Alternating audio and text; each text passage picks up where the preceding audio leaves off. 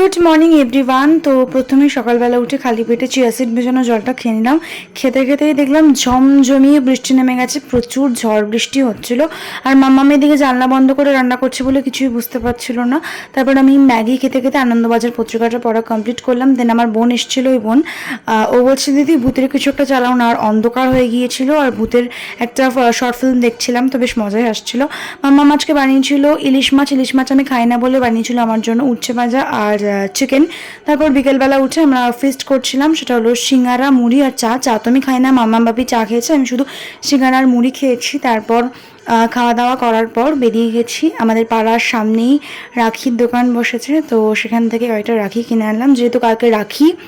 আমি সমস্ত ঠাকুরদেরকে পড়াই, তো অনেকগুলো কিনেছি, মোট 5টা। ফার্স্ট রাখি যেটা দেখছো ওটা কিনেছি আমি আমার পোকোর জন্য, মানে এটা।